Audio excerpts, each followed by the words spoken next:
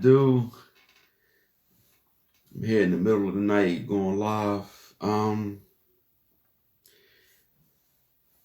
I just had something in my mind. What's up with you? What's up with you? Yo. What's up, everybody? Yeah, nah, man. I just had something in my mind. I'm trying to get off real fast. So for those that don't know, who I am, I try my best, to really, share information with the people as I get it, right? And because, of course, we didn't have all this technology, we didn't have all the social media, right? We didn't have, YouTube, when I was like in my teens, getting older, and realistically, I really didn't have any mentors like that.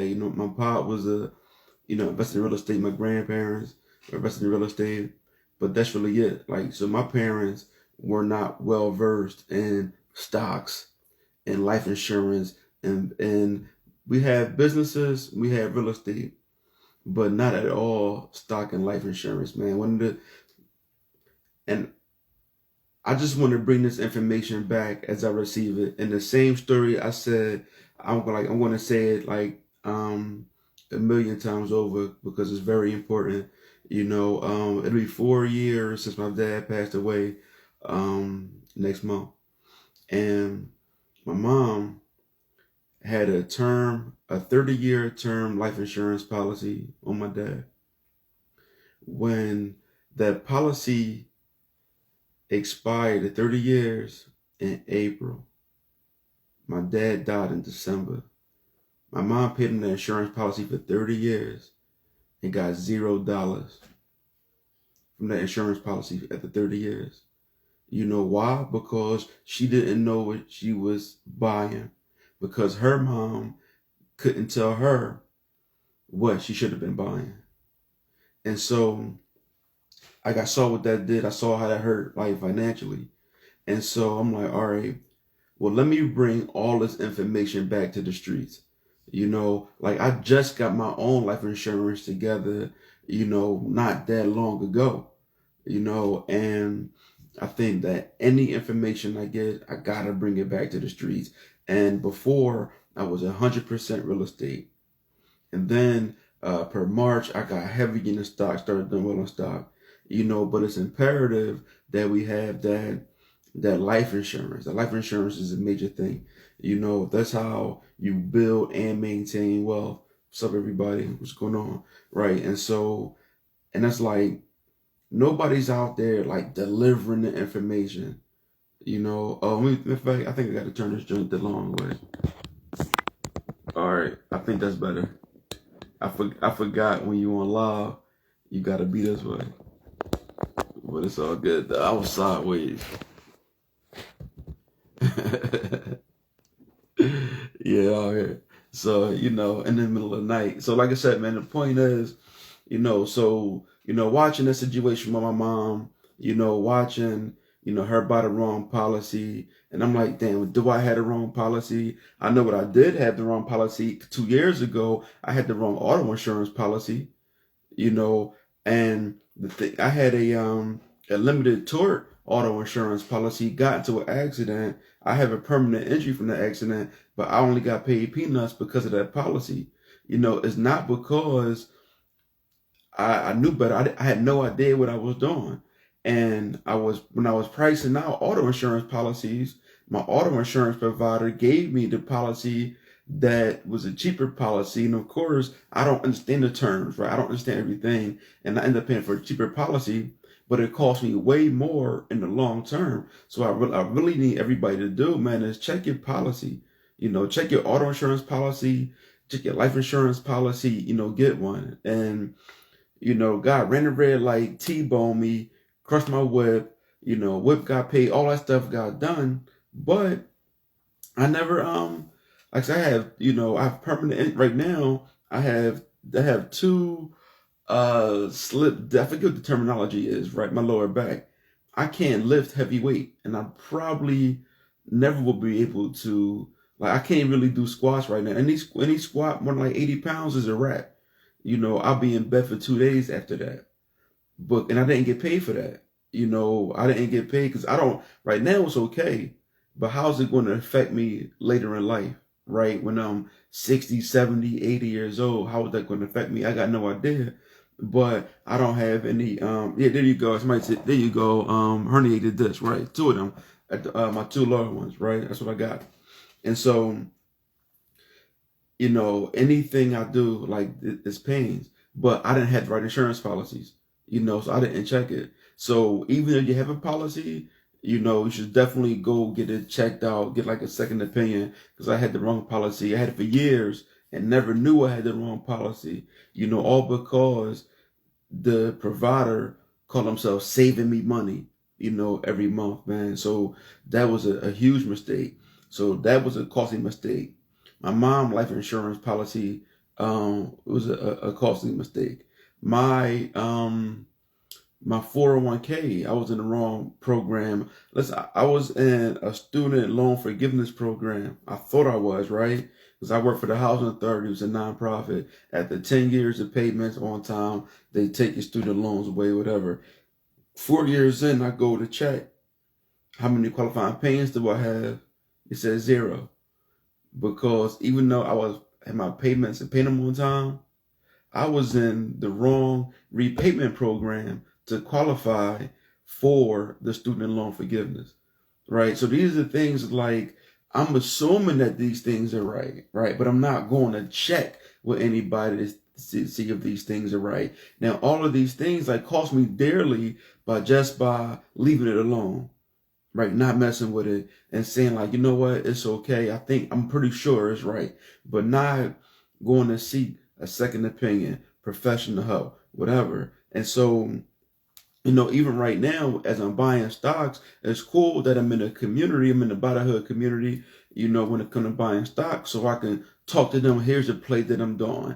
I'm looking to do this play. I want to sell this. Why should I buy this? Why should I hold this? And kind of playing devil advocate, kicking things back and forth, and learning. So I'm not like investing, in a vacuum. I got like Lindsay Smith, shout out to Lindsay Smith, when it come down to my life insurance and making sure I'm in the right policies, for me and my kids, right? I never even considered,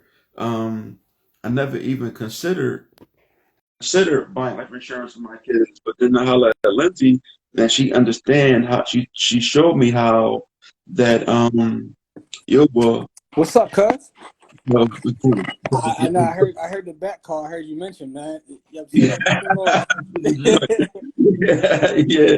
So look, I was just saying how, talking to Lindsay, my life insurance policy, right? And I had never considered getting life insurance for my kids, but she showed me how having life insurance for my kids really, I'm preparing for 3 generations. And for people that don't know, how I'm doing that is, of course, I got it for my kids. And so I got it. I could use, I could borrow from, I can do whatever, Yeah. something happened to me, they get paid out, right? Should now, God forbid something happen to them, I get paid, and I don't know my mental state, something happens. So I'm gonna need every time I get, I might be out here, tweaking, you know, uh Listen, life insurance is the cheat code, man. Like it's you know what I'm saying, in terms of building wealth, like listen, your shirt says it all, man, but life insurance is a cheat code. yeah, and so, but I was saying, it's like now my kids, I pay like 25 or 30 bucks a month for like a Mm-hmm. $50,000 policy that I'm gonna pay off, and then we don't use it, then my kids, their kids will benefit from life insurance policy that I'm paying for. So that's 3 generations that I'm taking care of for like 25, 30 bucks a month. Yo, dig this though, right? We have car insurance, and we may hold the car insurance and use it and pay it every month, right? For years, Yeah, years and years, and never cash out, right? and never ever cash off. The one thing about life insurance is, as long as you pay it, eventually you're gonna cash out, right? I mean, unless you got a term policy, right, and it gets past the term. But you know what I'm saying? Like none of it's gonna make it out of here, man. So it's almost like, I don't want to call it guaranteed income, but if you're able to maintain a policy, that's the cheat code. One of the You cheat gotta be. codes. You got to maintain, and then people don't realize that eventually, with the whole life policy, you stop paying. Like it's paid up. Yeah, You know, they think you're not. I thought you paid for it for your whole life. You yeah. know, I didn't realize that it was a cap when I eventually stopped paying for the policy. I had no Yo, idea.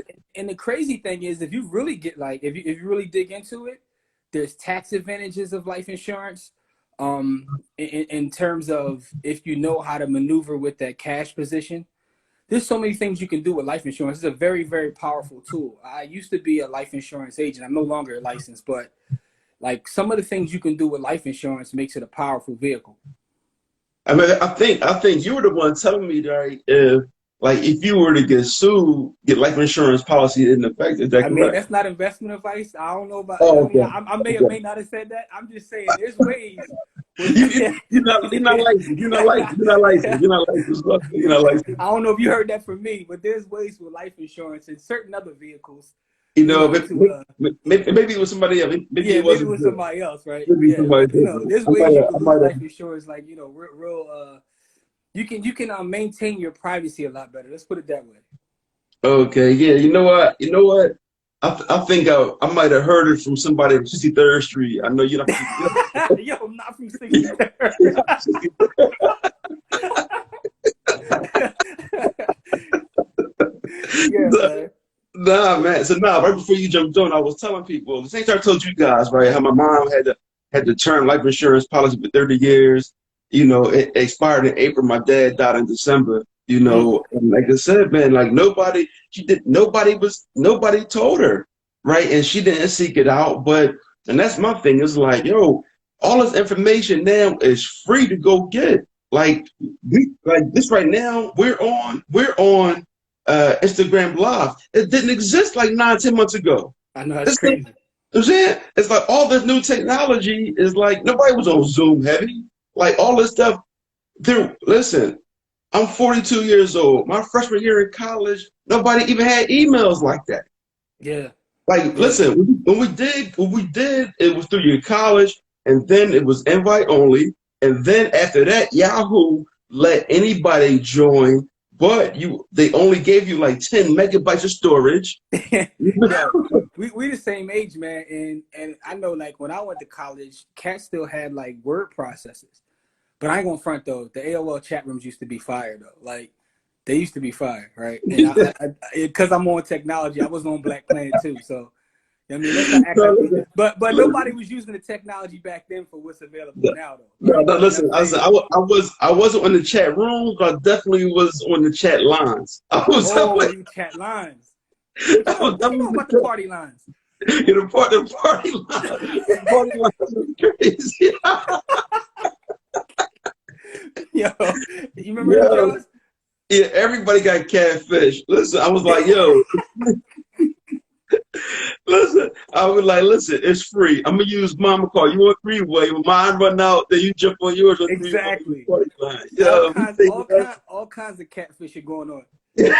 yo, everything anonymous, man. No pictures. No, no chat lines, man. You know, and then we go from once again, I was selling ACN back then. So I had my little 99, I was paying 9 cents a minute for long distance. Mm-hmm. Can you imagine that? And then when I finally did get a cell phone, you couldn't call me until at 9 o'clock. After I'm nine like, o'clock, it was free. like the weekend's Yeah. free. I started making some money. I paid $5 a month, and I got 7 o'clock. 7 o'clock. I got $5 a month. No. And it's like the speed of technology changes, and you really don't even realize how fast it's changing. But I'm like, yo, let's use the technology for good. Like all the things that I fucked up on, all the things that I messed up on, let me just share that. Yeah. So nobody else had to make them same mistakes that I did and my family did. It's like there's no reason to let everybody else fall. Mm-hmm. That's You facts. know, That's facts. leak to that. So hopefully you have to go through that. I mean, you can get your whole family on the Zoom as long as they want to like listen to the information, man. Yeah, and listen, man, and we did it with y'all. I appreciate that, Yeah, man. no But doubt. a few people listen. If for those that don't know, Jimmy is one half of the group. I'm like I'm like Ali Shaheed, you know, so they try to call so, you know, to give me a So story, I man. guess Kamari is what's his name, Jerobi. So, you know, by the hood. And so, like, when I first, you know, got in the stocks back in March, like, I've really been following these guys. You know, they've been teaching me a lot about the stocks and getting into it. And they gave me the comfort to really invest. You know, when I first started, I started out, you know, I told you, I started out on, I tried to make it a trade through my Chase account. But the trade, oh shit, at Amazon. I find Amazon like Mhm. 2,400 at the time. And so I was trying to execute a partial share on Amazon. I don't think Chase even does partial shares, but I was trying to No, do they a don't. partial. Chase don't do partial shares. And so it wasn't executing, but I didn't realize that why. And so what I ended up doing is I went over to Cash App and Okay. I started to execute my transactions on Cash App. And my logic when I first started buying was like, okay, this fell 70%. It's going to come back. Let me buy it, right? So I Hmm. had a whole bunch of oil companies. I had, You were just buying based upon it just going down, like it's gonna come yeah, back, I like was like, everything oh bounce shit. I back, was like, right? oh, that's down 70%. That's down 40%. Let me buy it. Like that was just my whole What logic. you call that, the rubber band strategy? I was, look, I made money doing it. I will tell you this, man. I was making bread. I will look at it every day. The cool thing about Cash App, right? They would have like the top 10 biggest losers and biggest gainers for the day. Yeah. So I would look through the top, you know, biggest losers for the day. Hmm. And like I would read who they are, what they did. And I was like, okay, I'll buy you biggest loser. And it was like WTI. I bought Marathon Oil and Marathon Petroleum. You know, I was buying I bought a bunch of them cheap ones, and you know, I can't front you. I did make money. I didn't take any big L's. I mean, plus I was only playing with like $20, $30, you know, and joint. I Hmm. wasn't putting no bread up. But you got to learn somewhere, man. Yeah, yeah. No, listen, Cash You know, App. you want to hear something funny? I had somebody back then, like when Cash App first started selling stock, and they had bought Marathon, and they literally told me, there's no lie. They said, "Yo, I thought Nipsey had something to do with this." And I said, "What?" so, so I'm like, "Hold up, you did what?" And they invested in it because they thought Nipsey had something to do with it. I mean, it also shows you the power and influence that he had. But I mean, you got to start somewhere. When I first started years and years ago, you know, I was like, you know, trying to buy penny stocks and learn my, you know, took a beating and learned my lesson with that. Um, so I mean, but you got to start somewhere. But now you're comfortable because now, I mean, I see some of the trades and some of the stuff you're doing now. You've come a long way. Hey, but you know what? And I think that's mainly because I started to study, man. It was just Mm-hmm. like, you know, I actually put that time in. You know, I didn't just do it, and you know, I wasn't just buying stuff. I actually put like a lot of hours in the study in this situation. Mm-hmm. You know, I'm trying to pin this post. It's my first time trying to do this. Yeah, but you took action though, and that's the number one thing is to take action, right? So you can study, take courses, and you know, me and you talk about this all the time. Like we course junkies, but until you take action, that's when you start to learn. You know what I mean? When it's real to you, you can get in there and do like what's the joint that TD let you do with the fake money? So, You know what I'm saying? paper Yeah, you trade, can right? paper trade. Yeah, you can paper trade all you want to, but it's a little different, right? Because when you paper trade, you know, you do all kinds of craziness. But not that you shouldn't paper trade. Paper trading is to me is valuable because you can test things out, especially if it's somebody's going to be trading, not necessarily buying, hold, investing. But it's still a little different when you actually your money is on the line and you actually are making investments, right? Um, so yeah, but you came a long way since then, and now you're doing all kinds of exotic trades. So I think that's pretty dope to see that within a year's time, now you're comfortable in the space when you were like just a real estate guy. Right, exactly. And you know, and to a point where like I'm knowing tickers, you know, knowing industries, I'm like looking towards the future. I still, you know, I took my lumps, you know, I took my lumps, you know, during short-term options. I can't so at the beginning I was making a lot of money doing short-term options until I wasn't. Until I was like, all right, you know what, I'm still up. I'm not up as big as I was. So let me fall back at this Mm-hmm. moment and try to get back into trying to figure out something different. Yeah. And so, with the short-term options, somebody posted somewhere today where they couldn't afford to pay for the something, but they wanted the short-term options. And I posted like respectfully, if you can't afford that, then you can afford to do no short-term op. Don't even just paper trade until you can afford it. And so are you doing like primarily leaps now? Is that your thing now? yeah, so I'm doing leaps, covered calls, and my long-term hold positions. But I told you my Square got called away again, man. Again, that's because Square been running crazy. That's why. Square been going ham, right? But you know what? Square set the whole Bitcoin situation up when they put the $50 million in Bitcoin. That really Bitcoin went crazy since then. But Square has been running. Listen, man. I think Square made like $1.2 billion off of just Bitcoin transactions. Listen, Jack Dorsey is like he's all in when it comes to Bitcoin. In fact, if you go to his Twitter profile and like look at his profile, he doesn't even have like CEO of this or such and such his husband or son. His Twitter profile says Bitcoin. That's all it says. So that right there tells you enough that he's all in. And now you see PayPal, right? Between PayPal and Square, they're trying to buy more than the supply on a daily basis. So now it's running like crazy, right? But what's interesting to me about the crypto space is how like publicly traded companies align themselves or say, hey, we're doing this with blockchain or that, and they start going crazy. But I do believe it's the future. I really do believe it's the future. Whether that's Bitcoin, No, listen, it's definitely a future. I mean, I got the crypto craft, of course, the community, but I'm like, I didn't really dive in heavy. Like I'm just learning stock and getting comfortable in this space.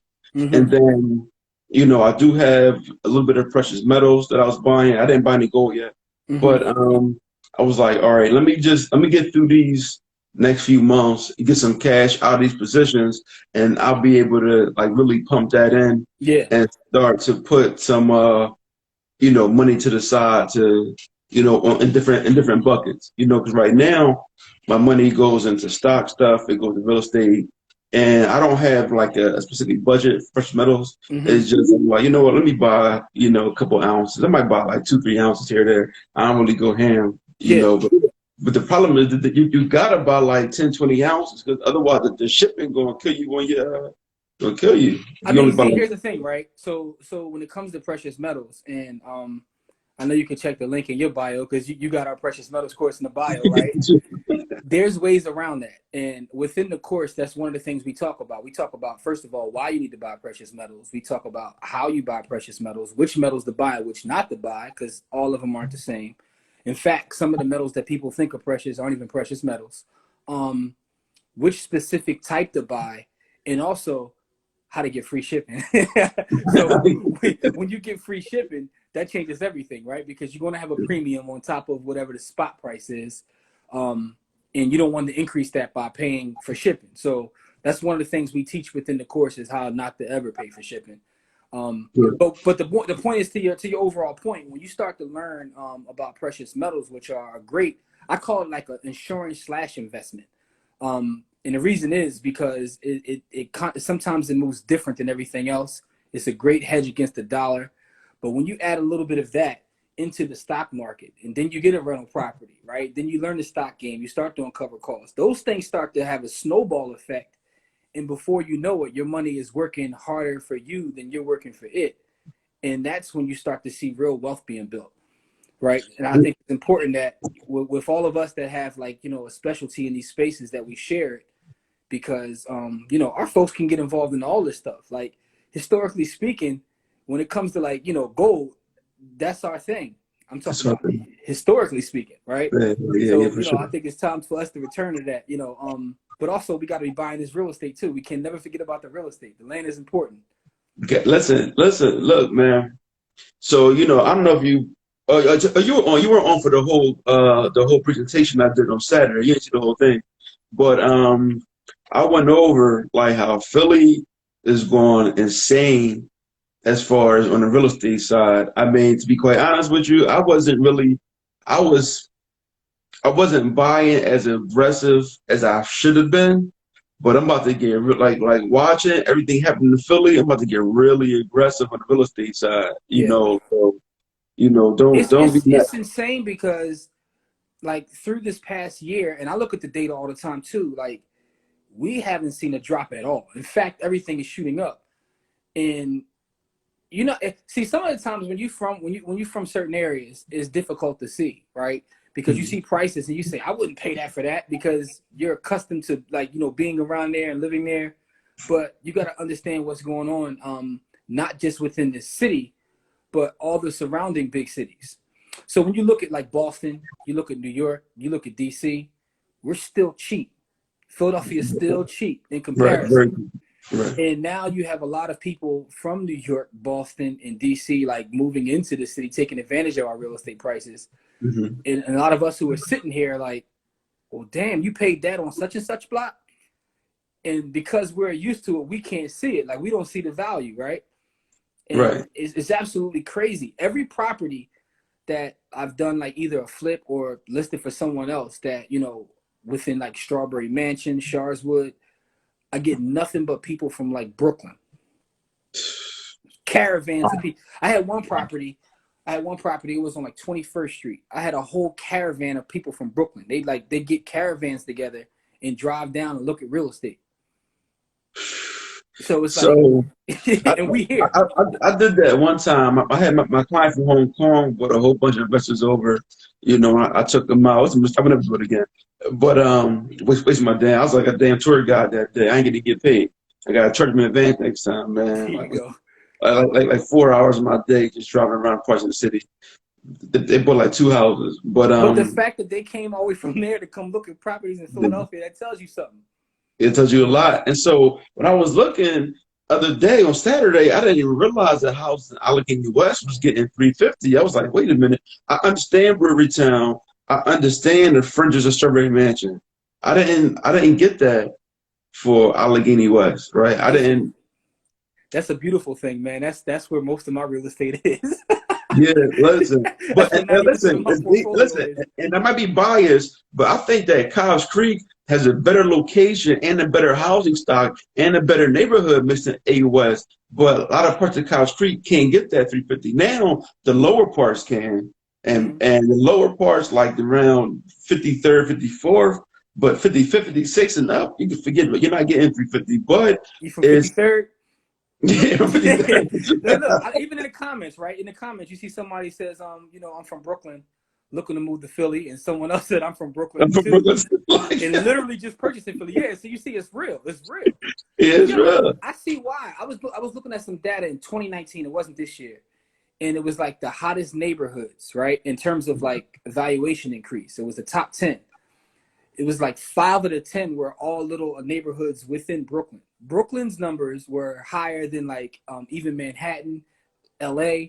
So what's going on in Brooklyn in terms of their real estate numbers? It's going to be pushing people out. Brooklyn's numbers are crazy. Yeah. Crazy. Listen, my homie, he got a house. It's like two shells, man, like $1 million in Bed-Stuy.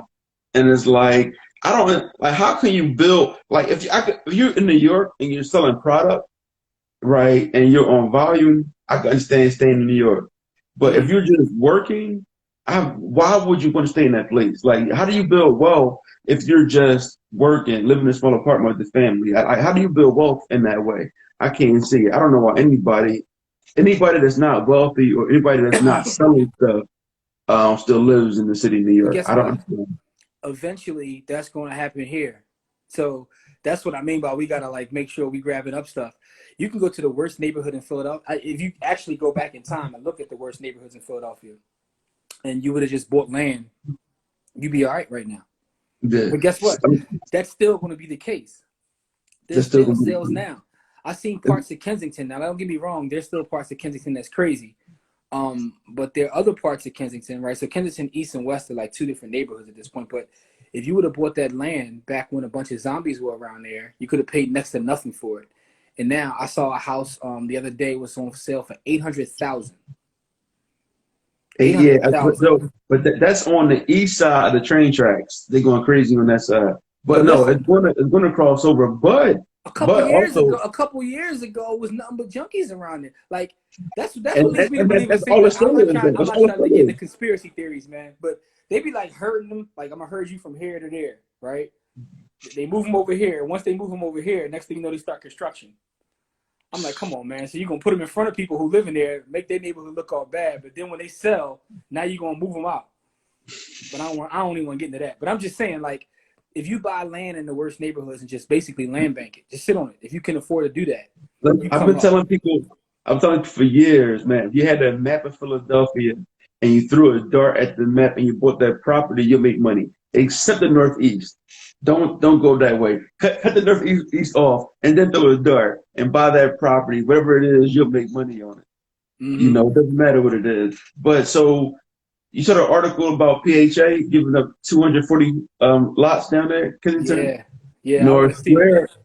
Listen, I was telling somebody the other day when I go down there to like I think A and Allegheny across from the park. I ain't never seen that much. I haven't seen that much open air drug transactions, and I go down there risking my life for some empanadas, man. Empanadas, Yo, it's a yeah, park down there. It's a park down there called Needle Park, right? It it looks like it's something out of a movie. You wouldn't even believe it's real. Like they just heard them. They heard like a lot of the addicts over there, and they're walking through the park. It's an open Mhm. air drug market, and it's this one park, and it's like full with people to the point where every time a car rides by, like it's always traffic because cars can't believe what they're seeing. It looks like Yeah. an old Public Enemy video, like Night of the Living Bassheads. Like they're just Listen, walking around. it might be the same park, man. I think it was an A in Allegheny. I think it was. Yo, it's insane. You can probably Google. It's called. They actually call it Needle Park, and they're like walking around. It's like it's the most crazy thing you've ever seen. Hey, listen, when you want some empanadas, let me know. We can shoot out there, man. They got some I empanadas. mean, for But you to go down there for empanadas must be fire. Like they gotta be fire they're damn good. They're because damn good you empanadas. don't leave West Philly anyway. So for you to come Nah, all the way nah, out there, nah. Listen. Only thing, if like I had a settlement or something like that, I had a reason to be up there. Well, I had a okay. reason to be in the north. And then I'm like, you know what? Let me try to deal with these empanadas real fast. But listen, whenever I'm in the north, I'll probably either get some empanadas from there or go to Tierra Colombiana. You know what I'm saying? Like, that's it. I love Got Tierra you. Colombiana.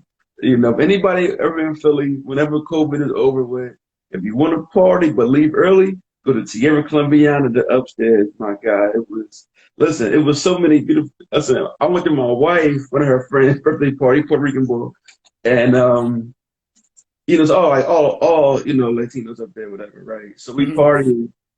So I had to leave early. I could have Uber home because it was so many beautiful women in there. I was like, I But can't get be here. yourself in trouble.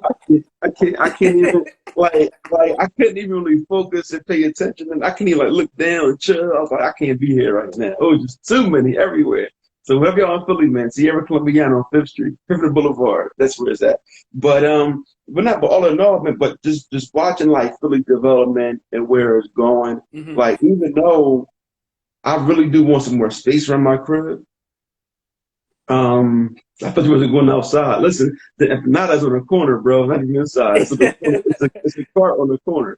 If you go there, he got like just some 2x4s and some a plastic tarp. That's all it is in the joints of the window. You know, It must be but crazy because for you, I don't even know this place you're talking about, but I gotta find this place out. yeah, listen, it's very dangerous. It's very dangerous. It's But dangerous. listen, Guy Fieri's not going there. I promise you. Got you. Got you. But but all of it, just watch it. It's like I want to have this yard, but it's like I tell my clients, it's like, yo, why am I going to move away from the money? The money train is coming. Why the hell would I jump out the way? But now it's just like part of your life. It's like, and here's the other part I told you before. I struggle with is I would really like to live in an upwardly mobile black community, but in Mm-hmm. the suburbs of Philly, I just don't see that here. So if I do want to get the house with the yard, I kind Mm-hmm. of want to 8-year-old. I kind of need some space for the kids, right? So if I kind of do want that, then I'm going to have to move into an area that is predominantly white. Mm-hmm. And that's what it is to be here. That's why I was considering, down south. But once again, why move there? Now, don't be wrong, the south is popping too. But I think Philly has more upside than even like Durham. Like Atlanta's like what kind of Atlanta's stupid, but I think Philly upside is just so amazing right now. Like It is. there's so much money coming here, so It is, right? So that's an interesting point, right? Because, on the one hand, you want to be socially responsible, be around your folks, help your folks and all that. But on the other hand, you want space, you want to be safe, right? And to find that balance is really difficult. It's really difficult to find that balance, right? Which is why a lot of folks go down south. So I see Kamari says that Houston, right? He says Houston is the spot, right? Listen, here's the thing. The book, Chris Senegal, he's killing Fifth Ward. House is amazing. I love Houston. But I just saw they got like some of the highest, the highest portion of cancer clusters or something like that. Certain areas of Houston. I don't know exactly where. Yeah. But I know Chris is killing it down in living beautiful houses. But I would have to do more research before I move there. I don't want to move to a cancer cluster, So that's something that I really got to. It's favorably tax wise. I know that much. Listen. The thing about Texas is, especially like Austin and Houston in particular, is you get the tax benefits of being a red state, but they have policies of a blue state, like in those two cities in particular. So I understand the appeal. Because I know Erica, she's doing her thing also. But so me to move there, and I thought about Houston. I thought about Houston for the because it's Houston, Florida, what is it, Wyoming, Washington State, and South Dakota for the with no state income tax. So Houston's on my list. Like Houston and Florida. One of the things that happened, like because of COVID, I started looking outside the country because I realized, and I'm pretty sure COVID has changed a lot of people in a lot of different ways. But I realized how productive I can be without having to actually be in the streets. Yeah, for sure. And besides that, with you sending me all the different Ghana listings, I'm really I think it's something like Facebook. Last night, hey, listen. So it's this place. What was it? Lama. I forget the town it was. It's like an hour from Ghana. You saw that was last night, right? The video. Yeah. Yo, it was like 160 beachfront. It wasn't bad at all. I was like, this is pretty dope. It was like 3 bedrooms, 3 bathrooms, beachfront, huge yard, beachfront, 160. It's it's a black developer too. The guy who did it is a black developer, right? Yeah, right. Like, why not move to Ghana? I'm feeling Ghana. Like, listen, if I could, hardwire into Ghana, make my transactions online, my brokerage account. Saying, man, listen, the world is a possibility now. Like after seeing just how productive you could be. Now, I've never been to Ghana, so I don't know like how spotty the internet is. Like if that's an issue, I doubt it. I mean, I shouldn't say I doubt it. I don't know. But like Ghana, I looked in Belize. I'm just looking like, there's other places I can be. I don't necessarily have to be here. Right. To get the world is smaller. Yeah. So it's a possibility, man. And there's a lot of places where you take your bread and your bread travels a lot more, right? Right. So listen, what I did, I don't know if I told you or somebody else, but last week, my wife and I, we put together a budget like $450 for a house. And I'm like, I don't think I really want to go over $450, right? And so we looked at what can we get like locally to Philadelphia. Kumar said Columbia. Columbia is going crazy. Trying to get us in trouble, man. No comment. So we looked at around Philly, that Raleigh-Durham area, Charlotte, Atlanta, and Ghana.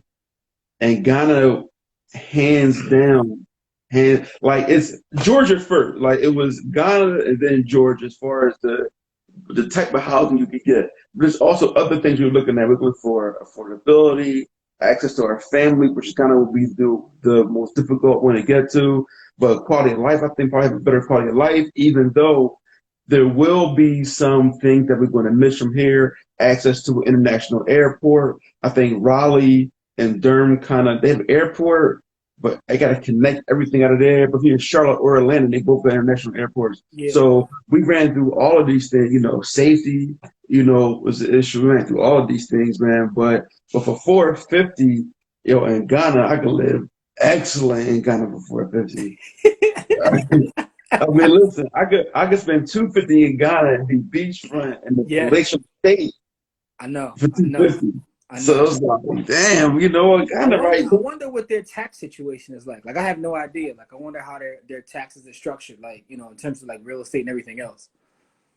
Yeah, no, listen, I'm looking into it because now I'm sitting here like it was this quote that I read from or I'm watching in the YouTube, whatever, Warren Buffett scenario.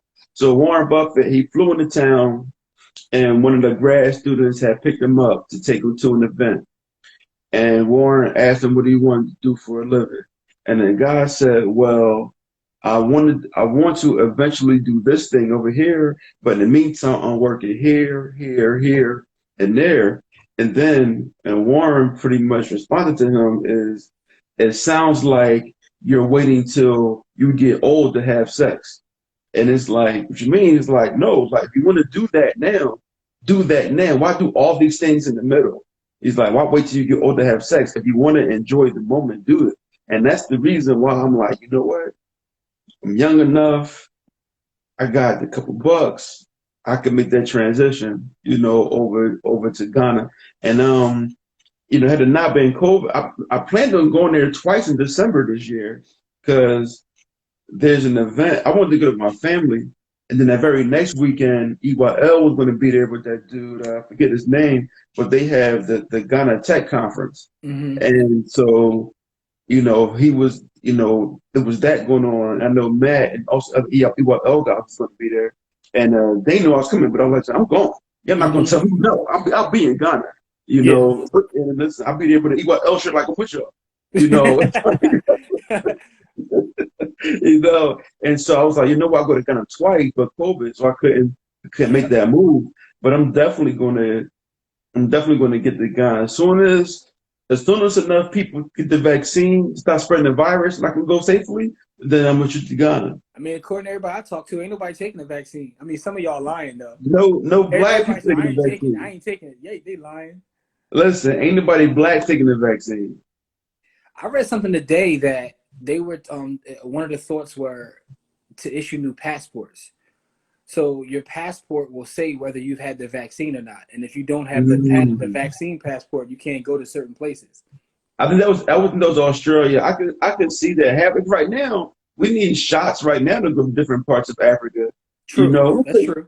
Let me tell you what pissed me off. It pissed me off. I went to Jamaica a couple years ago, and when we landed, when they were about to open the doors to the plane, the flight attendant came down with 2 aerosol cans, and she sprayed like all the way down to both sides of the cabin. Like, what the hell is she spraying?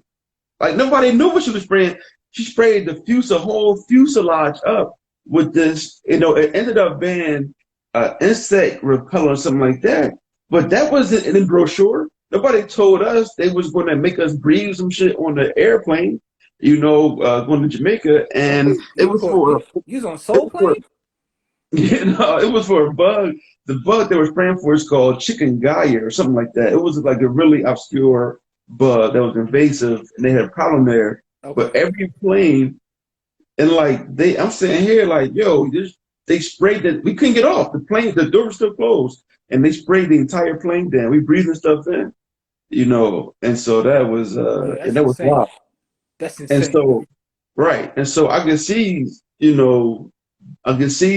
different countries protecting themselves.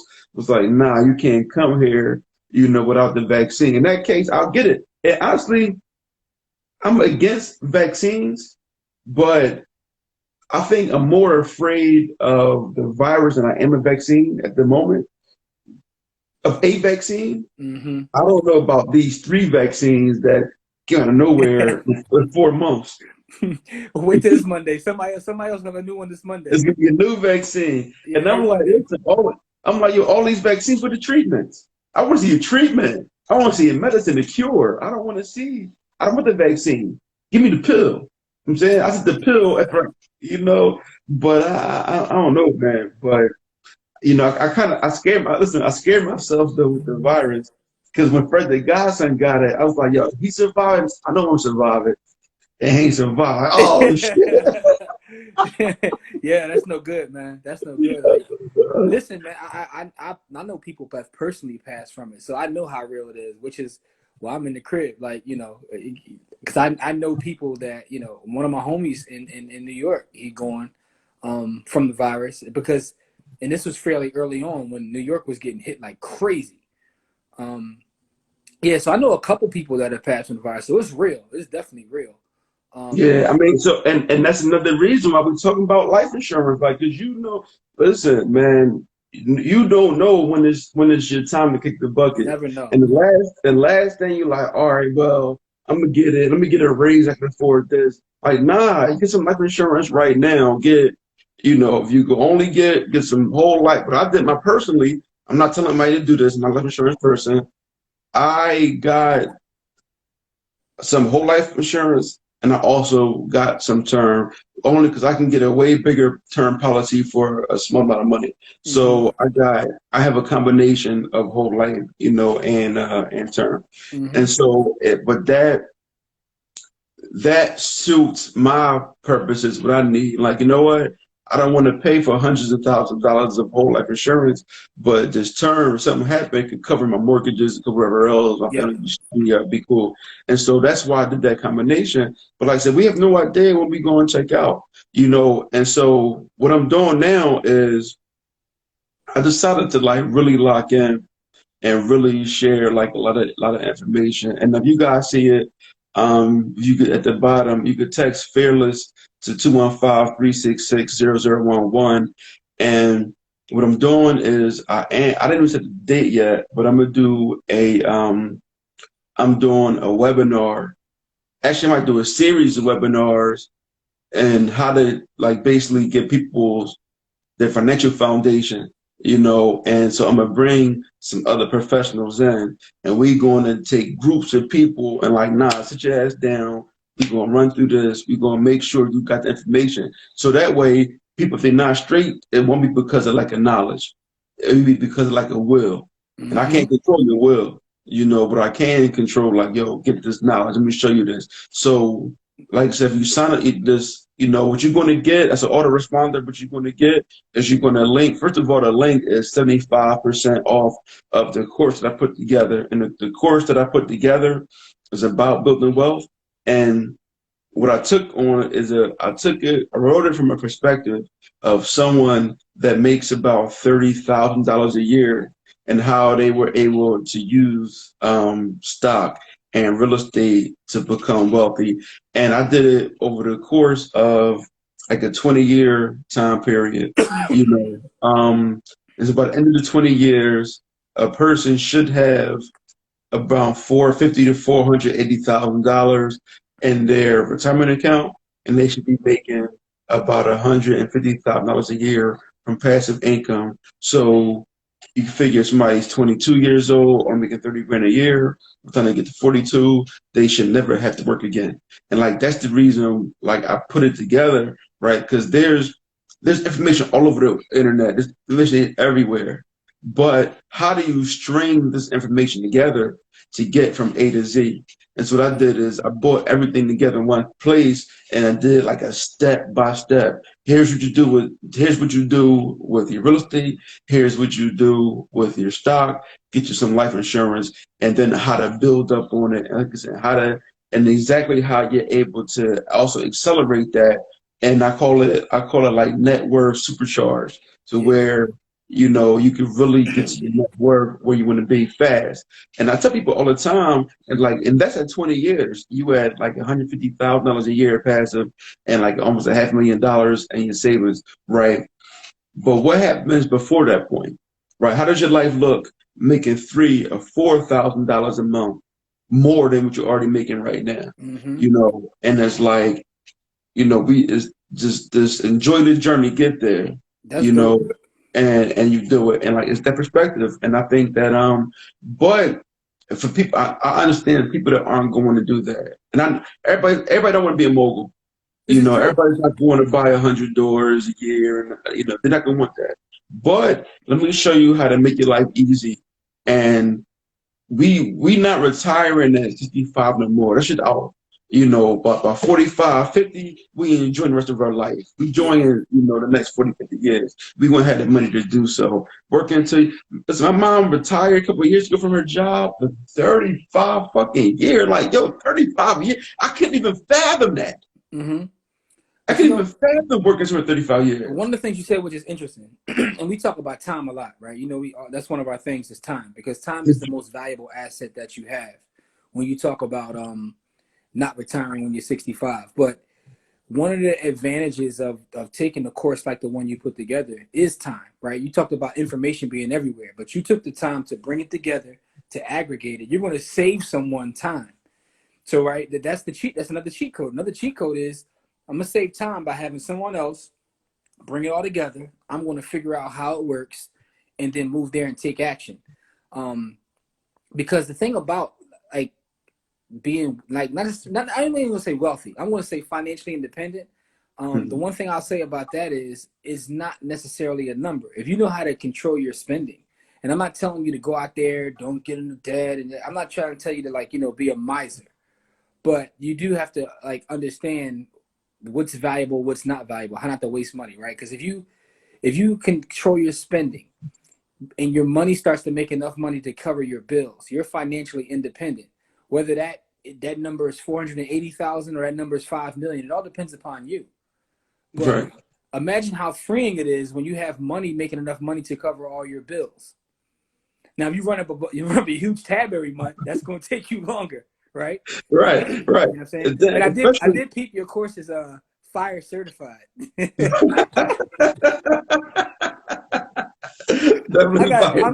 I'm still in that, yo. I'm still in that. Definitely fire certified. So one of the things, right, that I don't think I even mentioned really to you guys. One thing that I'm doing, and it might change because my mindset is kind of changing, is the old house I used to live in. I'm mortgage on that at $675.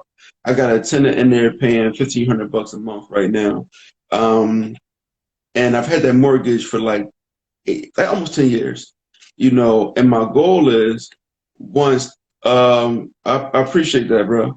So once my kids are out of the crib, my goal was to move back to that house that my tenants done paid for, right? And I probably will, put the new technology in it. Mm-hmm. But for the most part, like my life will be, my tenants are paying for my retirement home. I'm saying it's like these things, and then when people realize that you can do that in your retirement account, you can do, you can buy a vacation trip in Belize out of your IRA, and these small things, it's so many different tricks to the trade. And listen, I know you're into the course right now, but so I'm never going to stop adding content. I'm going to, everything I get, I'm going to keep adding to it. So lock in. Don't forget your password, man, because I'm definitely, anything I get, anything new, information, I'm going to keep adding to it, and make it really robust. And I just want everybody to get out of that mindset of you have to, work until you die. It ain't that, but so now, the practices, and here's even more beautiful, is I used that house, I refinanced it, I bought the house in Germantown, told you that house right now, we got a tenant in there, not really paying right now because of COVID. Before that, I was getting a 1601, they lost their voucher, doesn't matter, 1601, but the mortgage on my house is $675. So that house up there, the only paying for that house and bills and everything else, I'm able to save money. And then I got my tenant in there now, I'm paying that $1,500 a month, and I'm still getting that to that one house, the $675, that one house. Now I'm getting $3,100 off of that one house, right? And so all that, and part of that is going to my retirement, part of that is going to paying the house off, and so I'm able to use that leverage and make sure now I'm not worried about being a Walmart greeter Like your biggest expense is housing. You know what I'm saying? If my housing expense is paid for, I'll be done. I'm not going to have that. Mhm. You know, I'm not going to have any bills. And then I'm not a spender, so I should have a good amount of savings. Then I got my stocks. Hopefully, my stock. Who knows what the stock market is going to do? But we hope that it does well. I mean, Listen, there's been no period in time where the stock market has collapsed and didn't bounce back. It's never happened ever. before. That's ever. Actually, there's been no 20-year period. Like there's been no 20-year period that's happened. But I'll share something, on this live and I've said it on our content before. At the peak in real estate, I've had over 50 doors at one time. But the crazy part is I made less money with 50 doors than I do with 15 because I had so much leverage. Once I recognized that it wasn't necessarily the amount of doors, but it's how you play the game in terms of leverage and cash flow, it changed my entire business model. So that's why I've never been the person to do the argument of, oh, this, you have stock guys and real estate guys. I said, yo, I do both. Like, who am I to mess tradition up? I do both of them. So when your tenant is the one that's paying for your stock, it's a little different, right? And you just This is talked very about that. good. If your It's very tenant is good. putting up and your tenant is paying your retirement account, like it's a little different. Like the swings don't even hit the same because your tenant paid for it. And Exactly. that's why when you combine those things, and I know you talk in your course about like combining those things, that's why it's really the cheat code when you figure out how to use real estate to do everything else, which is why real estate is always going to be the foundation. But then you add on life insurance. And like I said earlier, then you add on the metals, you can add on as many asset classes as you want, because the money isn't necessarily coming from your pocket. And then you can go out and find more deals. That's the great thing about real estate. You can buy as much as you want to. Buy as much as you want. As much as you want. I mean, it's like once you understand like how this money works, man, it's like It's it the opened my matrix. eyes up so much, It's man. the It's like matrix. You come out the matrix like, hold on. listen. Like full transparency, I made $800 in the stock market today, and I told my man, he asked me, how was the market today? I was like, yeah, I ain't had that, the day wasn't really that good. I made 800 a day. And I Fam. was like, wasn't that good? And so I realized that my mind is jaded now. Like It it's is. jaded thinking that $800 a day in the stock market. And I just started to learn this journey back in March. Now Fam. all of a sudden, $800 a day it's not that good. I made $700 today off of a play that someone gave me in our group yesterday. It was Antonio. It was like it was that company that he mentioned, the electrical vehicle company. He was like, "Hey, take a look at this." Jumped on it, and I'm gonna tell you the ticker symbol because it went up 20% today. And I'm like, "Yo, It was probably PLG. It it was was." either I'm gonna tell you exactly. Here it go right here. It's IDEX, Ideanomics. what is it? It's Ideanomics. Right now Oh, it's trading at 286, but it went up 20% today. And here's the crazy part. He was talking about it for a minute. The 52-week low was like 27 cents. Right now what? it's at 286. But yesterday, within the group, he was like, "Hey, take a look at this." I put the play together. I mean, and that's just one thing. That has nothing to. You saw my other play. How my other play went crazy. PEI. So I'm sitting on like 3,000 shares of that, and I got and I'm sitting on some April 2021 options. So to come whatever, PDI? huh? Yeah, PDI? yeah, yeah. Oh. Listen. I got the screenshot I'm putting in the group just to show everybody. Like, so the thing is, that's the point. The point is when you start to combine these things together. So meanwhile, like everybody's like, "Well, you talk about all this precious metal stuff." Listen, I talk about it all because Right. you pick up bags in all these different lanes. You don't even care like what the market does on a day-to-day basis. So sometimes when the Right. market is red, people like to like send me messages like, "Oh, I know you upset today." I'm like, "No, I'm getting rich today. What are you talking about? When the market is red, that's when I pick up my contracts." Like, Exactly. you know what I'm saying? It's Yeah. cash out Right. day. These days like the day of cash out days. Like you got it backwards. Like you got to be kidding me. Once you understand how money actually works, it's two things. When you understand how an actual bank works, and when you understand how money works, your life is changed forever. Once I really understood how a bank works, I says, "Yo, I want to be the bank. Like why am I just going to give my money for them to pay me less than 1%, and they're making all the percentages off my money? Yo, I want to be the bank." Right. And that's Right. the move. And that's the move. But like I said, I'll say, man, listen, when I first started, of course I made some money, but I was kind of impatient with it. But a couple of plays that y'all put me on to, I think of course they put me on to I'm gonna give you two stocks. First of all, it was Plug. When they gave me Plug, it was at $4. And I bought Yes, I sir. bought a, I bought 100 shares of it. Yes, sir. And so it ran up to 650 and I sold it. So I'm like, damn, I made 250 in like 2 weeks. That's love, right? Yeah. And then y'all told me about the cover calls. And so I went back in, bought it again, but I bought it back at 750. And so at $7.50. And so I was doing cover calls on it for a few weeks. And then it got called away at $9. So I made some money on it every week. But then I still made like another $150, on that. So I'm like, oh, this is love. But I didn't rebuy it. What's Plug today? Like 20 something Yes, dollars? sir. Yo, that We yo, we that we've been on that since it was like $3, $4. Actually, matter of fact, I think the first time we mentioned it was like $2. Like because what happened was, and that's the thing about being in a group, right? So within our group, you have folks that do research, right? And sometimes we'll come together and look at our whole sector. You take this piece, I take this piece, you do research together, and we come back with the findings, and we share our plays. So that's the power of a group. It's the power of the group within all these, like within real estate. So even I was telling people, like even within like the precious metals game, like I made 1,000% return buying a coin from the mint, and flipping it real fast. If I had the group together of metals investors like that, I could have put everybody on at the time. But that was before we released the course and had people like that. So right. the thing about operating as a group, when you operate as a group, you can get all kinds of stuff done, right? You can be on the lookout, and sometimes you save yourself money. You say, listen, I'm about to do this. And someone will say, well, hold off on that.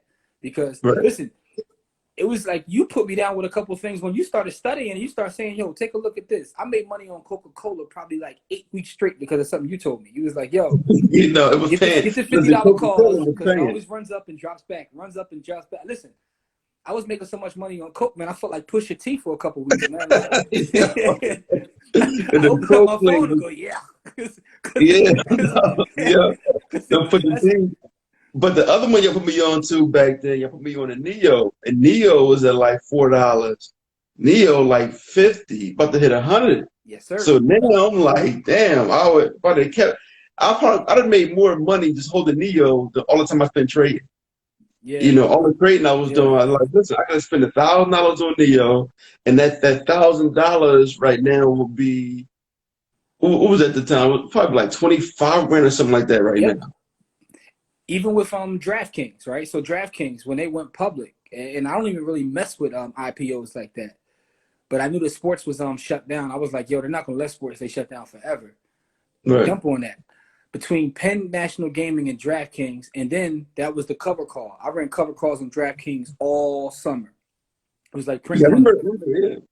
It's like printing money. So, yeah, but the point is though, like that's why for the folks watching, like some of these courses and things that we talk about is like, yo, you can replace your income, add to your income. I'm not one of them dudes that I know a lot of people like, man, F your job. Listen, let your job be your investor. Some folks like their job. You know what I'm saying? Like some folks like their job. Nothing wrong with that. But at the same time, just understand that it's a difference between having a job and you absolutely need it and you're there frustrated every day or pissed off. But what I recognize with some people with jobs, when you got a couple $100 grand in the bank, like stuff don't piss you off as much. Stuff that used to piss you off don't piss you off as much. It don't bother you as much, man. Like, listen, I'm telling you, I can't front. Like when I had like 8,000 in the bank, I was like, man, I'm like, whatever. I was like, okay, we're gonna talk about, which is 8,000. No, listen, no, and I also say keep your, especially if you're in real estate, until you file your tax return for 2 years in a row, and you can stand on your own too with real estate income, then you're gonna need your job. I made more money before I had a job, but I couldn't get the finances. I couldn't show it. Then when I made like 40% less with the job, I was able to get more financing. So no, keeping your job is key. I'm never going to tell anybody to go out there and quit their job.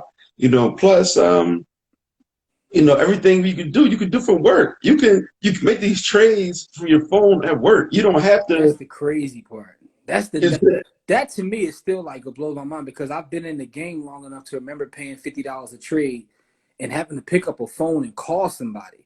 Like when I've made my first trade, I had to call somebody and I had to wait for the literal certificates to come in the mail. Like, I ain't that old, y'all, but I'm saying I've been investing for a long time. I've been investing. I bought my first stock as a teenager. Old head put me down, but the thing is, it was just different. So now I'm sitting around in 2020, like watching kids just open their phone and make thousands and thousands of dollars. Like it still blows me away to this day, but the low barrier to entry, but also the fact that the opportunity that exists. There's an opportunity that exists, right? So, and like your course, the fact someone can pick up their phone and get your whole course, watch the course on their phone, on and their get phone. busy and get busy. And log right in and get busy on their phone. And no, it's crazy. I was thinking about it talking to you just now. Like, today to make the $800, I changed diapers. I made food for the kids. I ran around, make sure my oldest was in homeschool like he's supposed to be, instead of watching Pokemon. And at the end of the day, I did all that and I made $800. That's amazing, man. That's amazing, man. You You was know, working I did catching actually. hours. I didn't leave my house today at all. Me, the kids, we didn't leave the house at all today.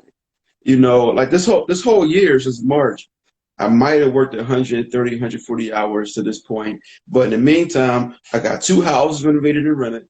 I got another house fixed, not renovated, but fixed up under contract to sell. Should be selling like next 2 weeks. I got another duplex renovated under contract.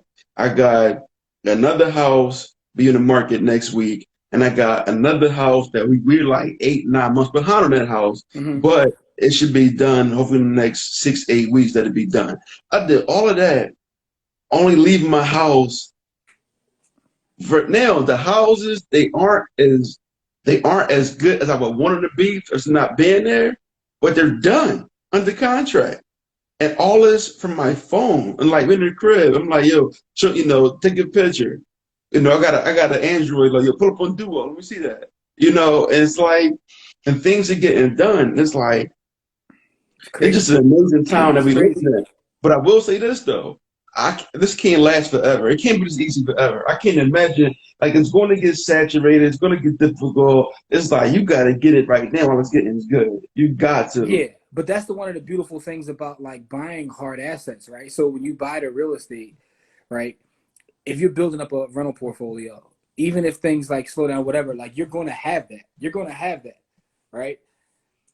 I don't mean to keep bringing up metals, but it's on my mind. You know what I'm saying? Go get the metals course. But anyway, Sure, when you sure. buy that, what you're doing is you're capturing that wealth, and you're taking that wealth, and you're just like you're freezing it there and putting it over there, right?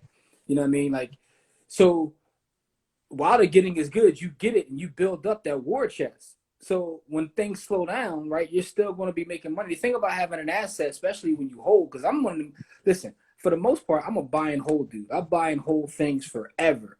I talked about how much the stock was when I first bought it. I still own that stock. You know what I'm saying? Over 20 years later, I still hold on to that stock, which is Mhm. Coca-Cola. And the reason being is because I'm a huge believer in buy and hold. I still have properties that I purchased in 2001. Like I still own them right now. Um, and the thing about holding things long term is they're going to appreciate in value, right? Especially like real estate. And if you buy a good company, a good solid company, that's going to appreciate in value. So when the good is good right now, when you can make those bags and trades and things like that. So, and I talked about this in our group today. Like when I make money in the trade, I have 6 buckets. I take half of the money I made in the trade and drop a little bit in each bucket. And then the other half, I go back out into the options market. That's just how Mhm. I do it. I have a system set up.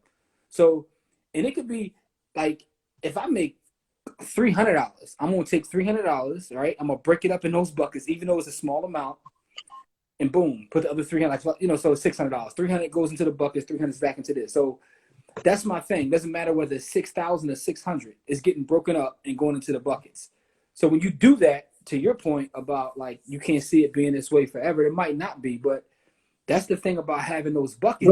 Well, when I'm not talking about necessarily the stock market, right? Because it's just going to be there, The probably real even estate. easier. We won't even, messing around with Elon Musk to be Neuralink. We'll be thinking about buying stocks.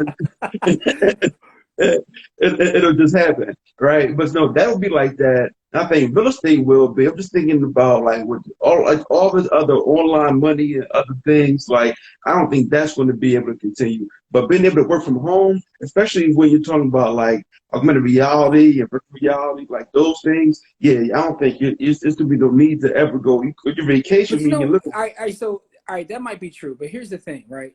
And just based on data, like there's still a lot of folks who don't buy online, even to this day. Yeah, There's still a lot of yeah, opportunity. but they're dying every day. They are.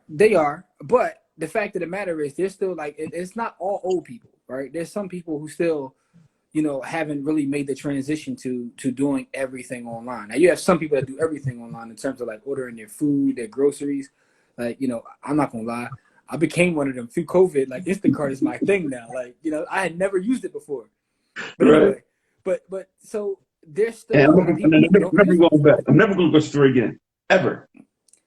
And the world has shrunk too, right? I was reading something today, and it was talking about like Mars, the candy company, and how they wanted to expand into China years ago. They expanded into China and they lost money for 25 years straight, but they kept investing. Well, Could you imagine investing in something for 25 years about with a years, negative return? But I cannot. but I when it cannot. flipped, the faucet opened up, so it became Mm, like worth it in the long run. Um, I say that to say this: we live in a global economy now. we So, do. and I'm always shocked. Like, I look at the analytics of our podcast, and there's people from all over the world, like all over the world. I'm like, this is weird. You know what I mean? You get inboxes from people like all over the world, and it's kind of crazy. But that's the so this is who your consumer is now. Your consumer is not just Right, people in Philly.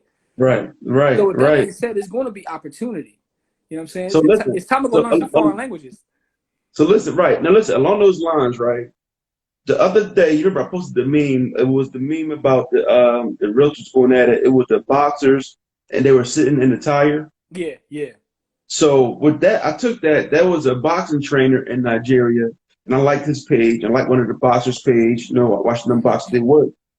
One of the dudes sent me a DM, like like how do I find them and asking them like boxing, and it was cool at first, but then he just kept talking like, bro, I don't want to be a pen pal.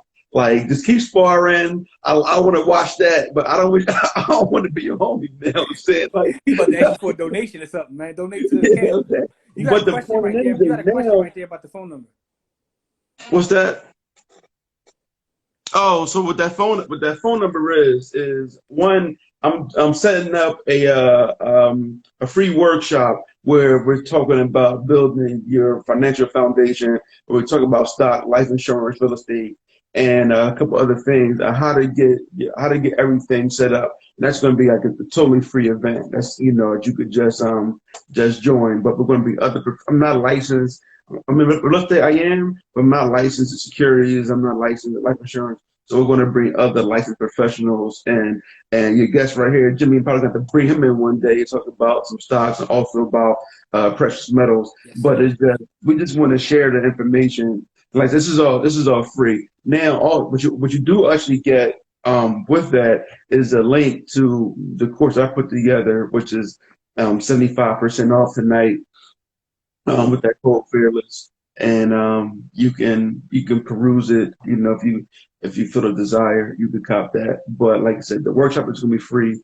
The course there is an investment for the course. So please, if you want to join it, I don't have a date yet. It was super random. I don't have a date yet for the webinar, but I'll put it together. Like I said, I just want to put all the information together. It's no reason for us not to have all the information, Mm-hmm. But yeah, but I was saying, but now, now he wasn't even in Lagos. He was in some obscure part, like some other random township in Nigeria. And then we deem him back and forth, like the world is like mega small, right It now. So I'm is. definitely looking forward to I'm gonna watch some more. I'm gonna watch some more Nigerian boxing. Listen, It's man, I had since we released the Intro to Precious Metals course, I had 2 sales in Africa. Two of them. whoa. Yeah, 2 of them. One of the brothers is actually in our group, right? He's actually in the group. The other one didn't have Facebook, which is always it's still weird to me. Like some people like I don't have Facebook, but no, we had 2 sales from Africa, and it's crazy because again, found it on IG. That's the power. That's what I mean by like us living like everything's global now. So I don't know if that part will slow down necessarily. It's just distribution systems. The distribution systems will change. I wonder, do you find like if you like how the young lady that was on Breakfast Club, like how she was bringing gold back from Africa? I wonder if you can still do that. If you can still go there and bring gold back at the low from over there. Yeah, you got to declare it. Like if you declare it, you have to pay on it, right? And that's the thing. Got to pay taxes. That's one of the reasons why the folks who are in the crypto space, they it's one of the things they say because they can travel from country to country and you don't know what they have. That's what they say. Right. You know, allegedly, like that's Yeah, it's legit, right. It's all X and O's at the end of the day.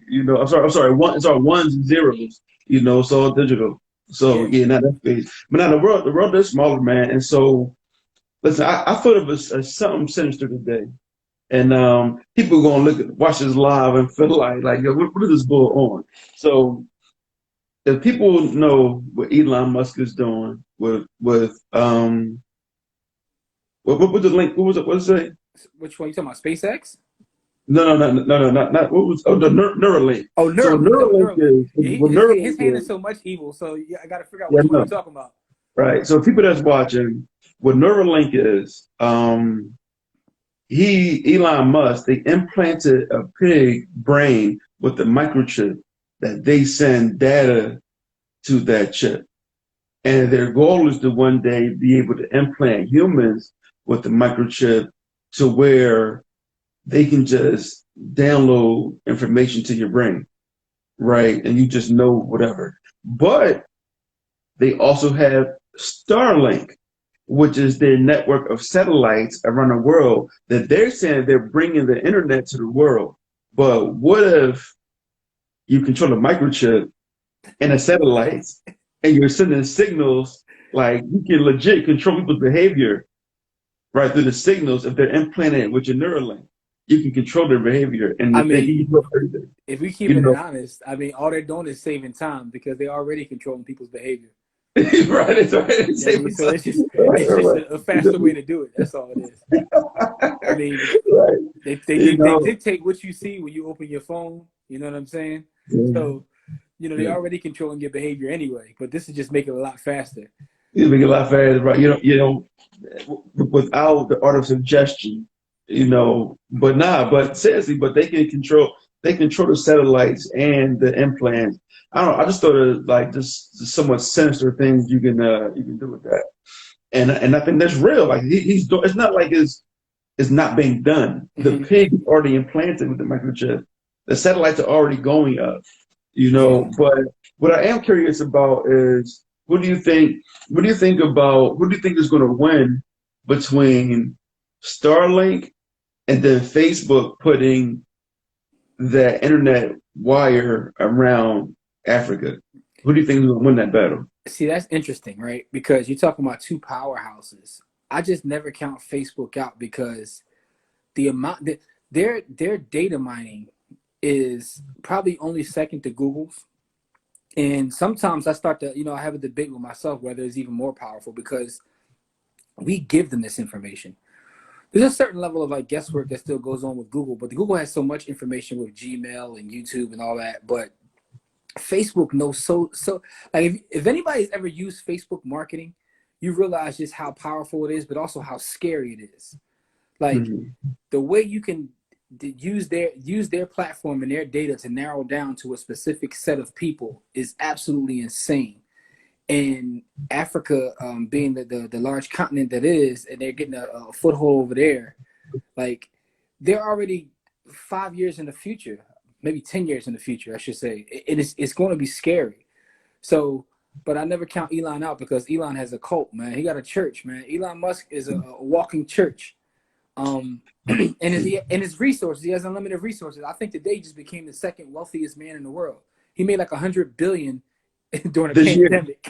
this year, yeah, 100 billion, During the 100 pandemic. billion in the pandemic. Yeah, can't nobody even eat. He made 100 mil. And that's Oh the my see, but god. that's the crazy. And this is what I mean by understanding how banks work, how money works. When you recognize that money is never really lost, it just moves from one place to the other. Doesn't really go anywhere. It's value, right? When you start to understand what money actually is, it's nothing but value, and that value can be expressed a lot of different ways. We happen to express it with the dollar, and it's a lot we can get into with that, but say that for another time. But the fact is, it doesn't really go anywhere. So all of this money is floating over to this man's hand. 100 billion during a pandemic is insane.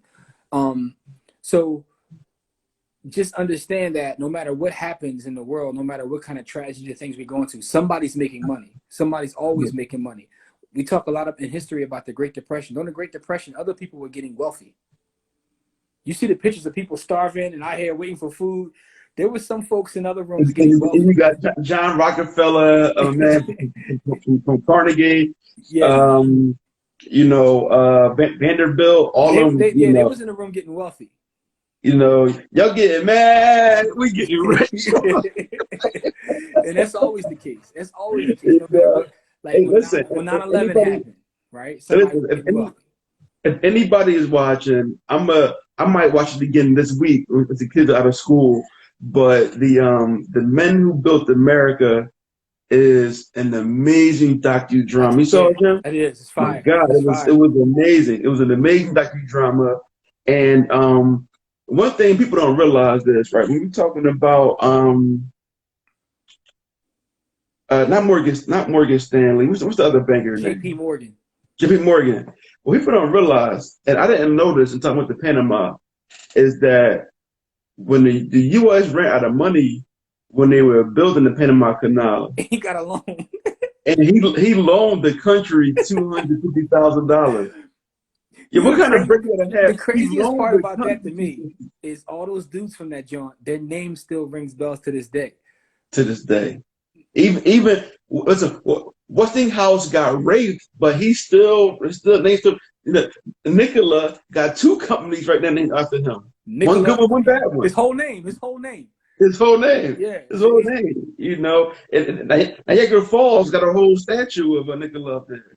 And that's what I'm saying. Nikola What I'm Tesla. saying is like a lot of times we use products and we've been using products for so long that we don't recognize that these are folks' names. These are people, right? These are Like human beings. we buy Hershey products. That's somebody's name, right?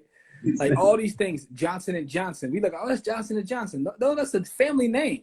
It's a family name, right? But no, but how much money? So of course you're gonna have power when you loan the country bread. It's like once you understand it. And so me, like I didn't go out personally. I didn't buy Tesla. Even after the split, I was like, nah, I'm chilling. But what I did do is I did buy ARKK, which is ETF that is like 10% Tesla. So Mm-hmm. that was my exposure to Tesla through that ETF. And so yeah, Tesla was a little pricey, and I was nervous, but I still wanted some exposure to it. But I wasn't really interested in paying for $100 a share. I think ARKK at the time was like $90 a share. I think even now it's like $107 a share, something like that. So I did a play with ARKK to get my Tesla exposure, and now I'm gonna have more exposure. Once it hits the S&P, because I own XOY, Spider Consumer Discretionary, Mm-hmm. and Tesla Consumer Discretionary. For those that don't know, you can follow that. Look at the XOY, and XOY. I think it's going to take off. When Tesla hits, it's going to be just like the split, and I think I'm definitely going to shade my position. Like right when Tesla hit the S&P, but the euphoria hit, like that day, I'm selling. Like I'm not gonna sell everything, but I'm definitely going to shade my position with that euphoria. I think it's December 13th. So I'm out of there that day. While everybody else went into XOY, I'm a cut like XOY and ARKK, both of those on December 13th. I'm gonna shave my positions off, take Yeah, some of that euphoria. there's a post. There's a post on my personal page, like at JW the Blueprint. There's a post on my personal page. I was buying Tesla when it was less than $100. This is way before this. This is years ago. Yeah, yeah. And I had posted about it because I sold. All right, I sold all of it. I had a couple hundred shares. I sold all of it when it hit like $500. And I had put up a post and everything. I had a fire caption like, "Yeah, I don't even own a Tesla, but I made it." You know what I'm saying? So, I'm sitting there laughing as I'm watching it go up and go up and go up. Right? It's because the way I looked at it at the time was I was looking at the fundamentals of the company, and it didn't make sense to me to hold. You know what I mean? I made more than 10x my money. So I'm like, what am I doing? I'm getting out of this. I'm taking my bread off the table. So it's two ways to look at it. You could either get sick as you watch it go up, because at this point it's probably a couple $1,000,000, really, like not even like joking. Yeah. But the thing is, I didn't take that money and then go buy what I'm saying, BS. I reinvested into something else. But Right. but it's just interesting to watch that company, because to me, this gonna be an amazing case study, because they Yeah. may catch up to what everybody, because a lot of it's speculation and they may catch up to that, right? But the way they run is just crazy. Their PE ratio is like out of this world. I don't even know what it is at this point, because It's probably like 1,400. out of this world. I remember I used to back in the day. I used to look for companies with a PE like less than 15 and preferably less than 10. So for those that don't know, tell them what a PE ratio is. A price to earnings ratio. So when you look at the earnings of the actual company, the price you're paying for those earnings, right? Yo, the PE ratio is so high. This one says it's NA. Like literally, like that's how high it is. So that's the Tesla's out of control. All right, let's see if Yahoo Finance has 1,061.91. And again, I said I used to look at stuff less than 10, like 0.10. They're over 1,000. Their PE ratio is insane. So again, So right, so basically, for every $1,000 of Tesla, you're only entitled to getting $1 of their income back.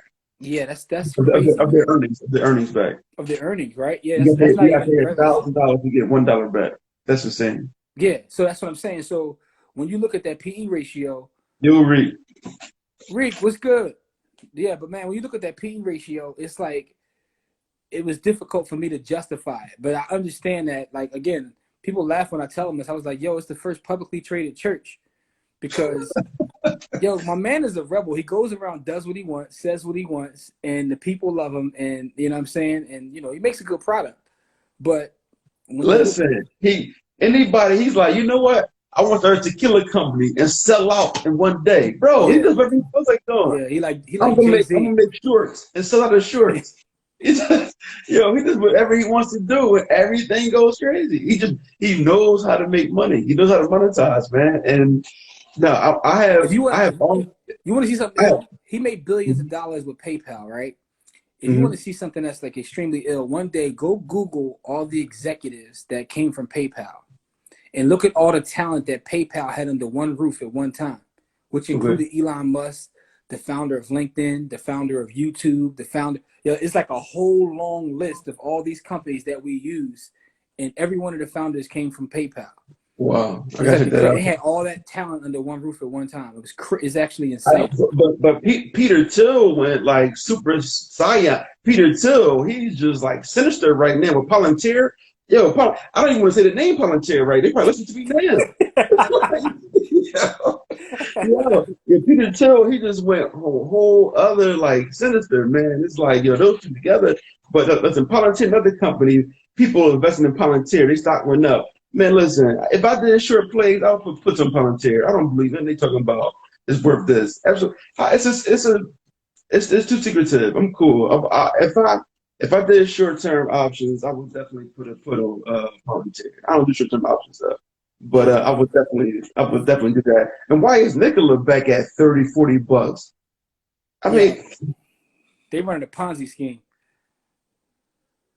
I Yo, can't believe.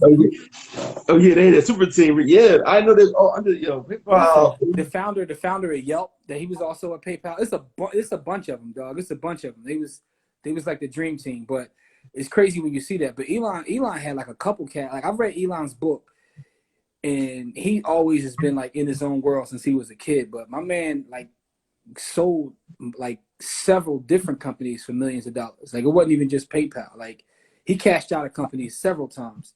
So I mean, and people know that, which is why like they follow him to this day. Right. And so you got to know how it. And so I'm gonna say this though, like if you look at like Silicon Valley, how everybody there out of like that tech space, Mm-hmm. and they all blue, like that's how Philly is going to be with biotechnology. Mm-hmm. Because like there's so many more biotechnology companies coming here because we have the What do they call talent. it? I remember talking before they have a nickname for it. They call it what? Something Valley. Silicon Valley, Oh, like cells. Okay. like Cell, right? CEL, right? Okay. And a company Roche is a publicly traded company. They invested in a couple of startups here. They were at 32 cent market, and they took up space down at the Navy Yard. Navy Yard is the only people in Navy Yard. They got all the tax breaks in Navy Yard, and that's why everybody go there. But like as I don't understand like local politicians. You see people want to be here, but the only reason Navy Yard for a reason. Make the tax incentives make sense to bring more companies here. But the problem is they really need to do more to educate the people here to prepare them for the jobs that's coming. Mm-hmm. Otherwise, they will not be able to be afford to be here. But the point is, but right, no, not Silicon, Yeah, Silicon. CELL, right? So that's what they call in Philly now because of all the biotech companies. They call it Silicon Valley. So, Silicon Valley, but right? that's a good point though, because if that's coming and it'll bring jobs with it. If we don't get our people prepared for that, that means the jobs are going to people not from Philly, Not from and Philly, that's going to right? make things Exactly. worse. And so, listen, right there, at that they're building at 2 million square feet. That University City High School, right? It's 2 million square feet. That's supposed to be bringing 5,000 jobs, but it's going to create 3,000 other jobs, out 3,000 auxiliary jobs around it, right? So that's the food delivery, the dry cleaner, the service. So it's like 15,000 jobs pretty much that's going to be based out of the 36 and market. And then what nobody's talking about, what they doing then at Sunoco. Then at Sunoco, that plant, when they clean that up, that commercial hub, Mm-hmm. they're talking about that creating another 15,000 jobs and union jobs at that. So that's 30,000 jobs, more jobs coming to Philly within the next 2 years. And there's one other company that came here, they're bringing 2,000 jobs. So it's like between those three places, it's like 32,000 jobs that are coming to the city of Philadelphia within the next 2 to 3 years. Yeah. And the citizens of Philadelphia aren't going to be qualified for never one of them damn jobs. So a couple questions. One said, what are your thoughts on buying property off grid? For me, that's actually something I started trying to learn more about in 2020. I never really thought about it before, but it's one of those things like after COVID, I start like having all sorts of thoughts like, what if I think I could live off grid? I never thought I could, but I was like, I think I could. So I actually have been looking into it. I was talking to our brother Jay Johnson because he owns a bunch of land in Colorado, and he was trying to make things self-sustaining. So he's building out there with wells and all sorts of like different things. So I don't know too much about it, but it's something I'm actually looking into now to answer that question. You got any thoughts about living off grid? So I almost did like this year, but it wasn't intentional. It was just that the parcel that I wanted just wasn't on a grid. And so I was talking but it was actually in the city of Durham. It was in the city, but it was just 17 acres, but happened to be in the city of Durham. And so that's when I really looked at like the Tesla roof. So I'm thinking like the ecosystem, right? If I got a Tesla roof, then a Tesla Powerwall, and then a Tesla car, I'm off the grid. I'm saying I'm used with all Tesla products. There is no grid, right? I'm going to generate all my own energy. I was thinking about I was going to build. I did so much research on like how to build a 1 acre lake. It's actually cheaper than you might think to build. So yes, I would live off the grid, but would I live in the mountainous region if I had to? But I don't. I don't think I really want to live a secluded life. Okay. But when my friend does it in Maine, he actually he rents a farm out in Maine. It's like 100 something acres of farm he rents in Wow. Maine, and it's like lakefront. And him and his family, man, they bought like 100 something chicken. They Is it bought a bunch expensive? of You said he goats. rents it. Is it expensive? No, it's super cheap. Okay. So where they live, you could buy a house like 30 grand up there, like with Wow. acres. With, Wow. with acres, it's cheap. Like it's right on the border of Canada and Maine, and it's super inexpensive up there. Right now, 15, 20, 30 grand, you That's could buy crazy. a house for like 7, 8 acres. You All know, right. it's So it's another it's question. super cheap. It says, Mhm. if you have $1,000, where would you invest? So that's not a simple question to answer because it all depends upon what your experience is. The first thing I would say is invest in yourself. Get yourself a little bit of education, right? Because then you can figure out which way you want to navigate. And I don't know your experience level. You might already have experience in like real estate or have experience in the stock market. But I would say invest in yourself, and then you can figure out where to go from there. The other question is, where can you buy solid gold from? You probably won't be able to buy 100% solid gold because gold is so soft, right? So um, you can probably buy, what's considered pure gold, and that doesn't that's above 90%. So you can also get up to 24 karat gold by buying what's called a gold buffalo, right? So a gold buffalo is a coin that's 24 karat gold, um, which is a little bit more expensive than buying a lot of the other gold bars or coins because it is 24 karat gold and it is a little bit softer. But you can't buy necessarily 100% because it will be way too soft. And if you're interested in precious metals, make sure to click the link in Coach Carter's bio. We have a intro to precious metals course that breaks all that down about gold, silver, all the different precious metals, how to buy, where to buy, and why to buy. So if you're interested in that, and we actually are running a sale right now for Black Friday. Just use the coupon code Black Friday, and it'll make the course $50. So it's $50, and the information you get from there is worth way more than $50. You know what I'm saying? So the feedback has been crazy with that. But yeah, so that's to answer your question about solid gold. So you know what you actually do if you can't. The link is in my bio, but if you want, you can also just text that. Just the number down there, just text that, and when I reach out to you, you can let me know that you're the one that interested in the precious metals information, and Absolutely. I'll make sure you get it. So send that text out, and I'll make Absolutely. sure you get that information. But we talked about a lot of different asset classes. We talked about crypto, real I know, estate, I know, I know. stock, Listen, life let's talk about insurance. money, man. We get the Yeah, bag, we get the running our but mouth, we we don't start think talking about getting about bread. everything, man. But like it's just crazy, like how much money it is out here and how they make us think becoming financially independent is hard, man. They do. I'm so angry. I'm so angry. Listen, I can make right now at the housing authority. When I left that place, I was making like $700 a week with my bring home, $700 a week. I can make that every week on Monday morning with a few clicks of a button. Exactly. Exactly. With And a that few and that clicks with a few clicks of a button and every and week. that's the difference, right? And the thing is, when you really get into the game and you start to understand like cover calls, you recognize that you can do that and not even really have that big of a downside. And Very little risk, very and, minimal and, risk. and the way it's marketed to you too, they show like TV where people got 65 monitors. They got 65 monitors in the screen they're looking at and they pointing around and doing all this. It's like, dude, like what are you doing? Like that, it's not even that serious. So it is, man. But I think that's the great thing about like people like yourself and like everybody who's in this space and trying to teach our people because it's not even that difficult, man. Like it's not that difficult, and when you really break it down in terms of just ownership and control and what that does for you and then how to use leverage, it's really not difficult at all, man. It's not difficult at all. And we just have to take action and ask questions and talk to the right folks, man. And also we have to make sure we study because one of the things I like to tell people is, we come on these lives on here, on YouTube, on Facebook, and like, myself as well as you, we have like the background and credentials because we've done it ourselves.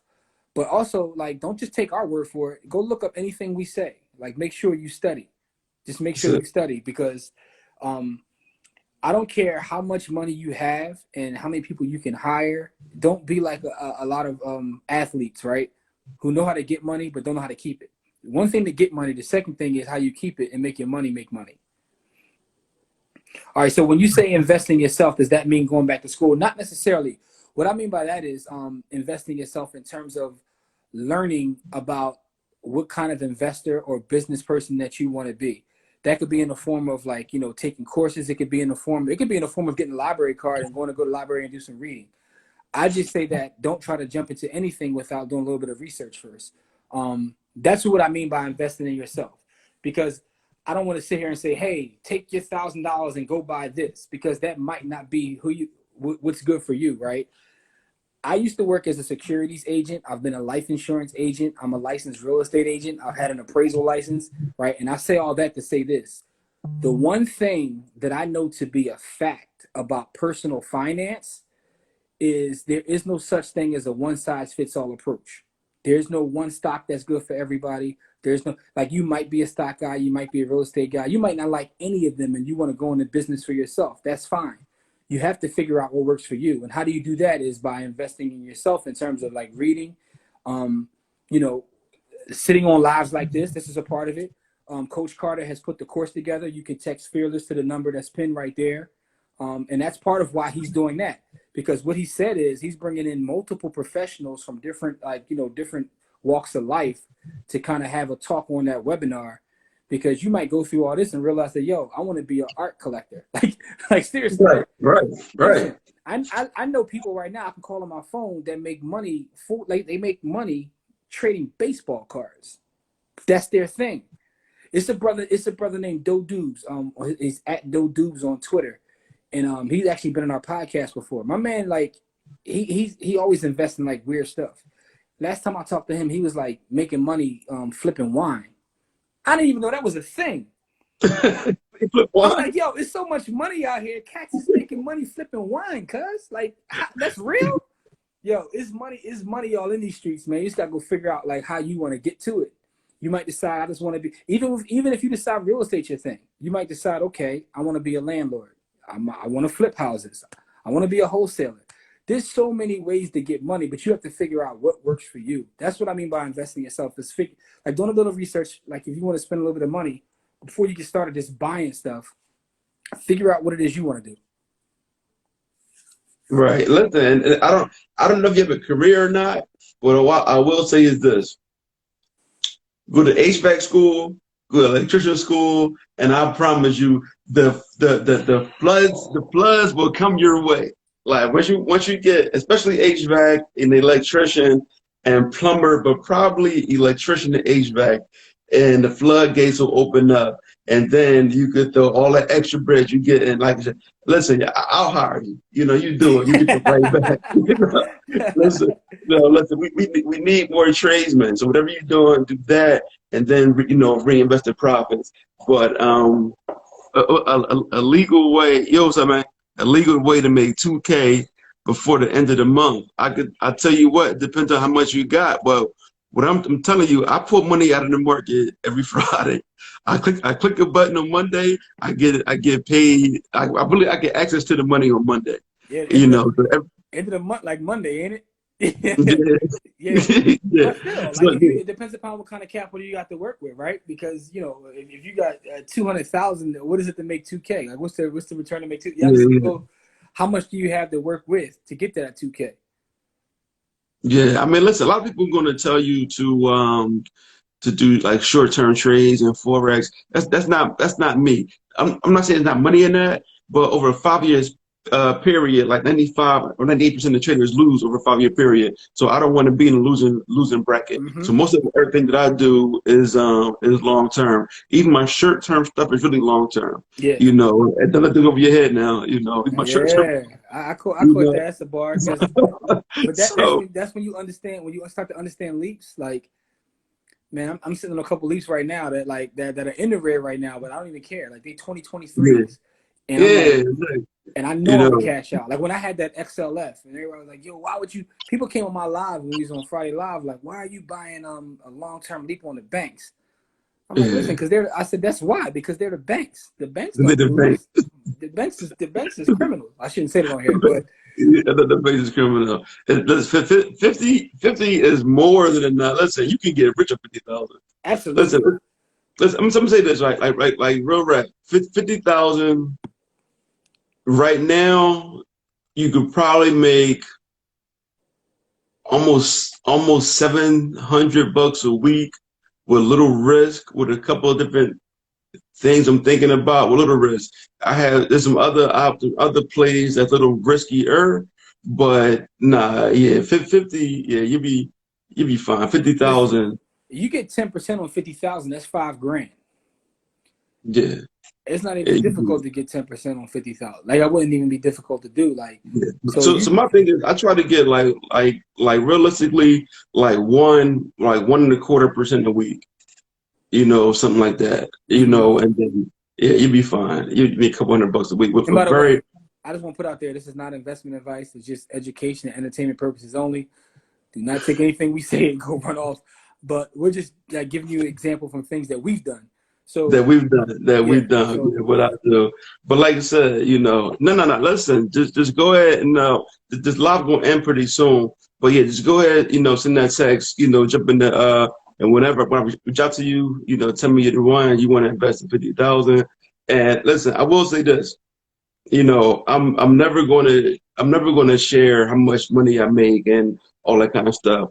I'm gonna just say this: when I started in March on Cash App, I was stuck like $300, and my comfort level and how I've been studying, I put a lot of hours in watching content. I said I bought their course by the Hood, in different groups and reading, watching CNBC every day and understanding what CNBC is fake news. I understand that more now. But so it's like it's so much stuff that I learned that I invested a sizable amount of money over the past few months into the stock market. And I'm a conservative investor. I'm not very conservative. I'm like moderate conservative. I'm saying, like, if I was, if I was some Szechuan, I'd be like level 4. I'm saying I'm not gonna be, it's like it's the a, one a thing little. the one thing I'll say is when you start to study investing, whether that's real estate or the stock market, it just changes your entire worldview, right? Um, it changes your worldview because what you start to see is how everything works. You start to see how everything works.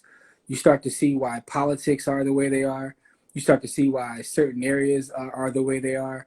You look at everything different. You can't even go shopping without understanding, okay, this product is made by such and such. They own such and such. You look at everything different. It's almost like literally coming out of the matrix.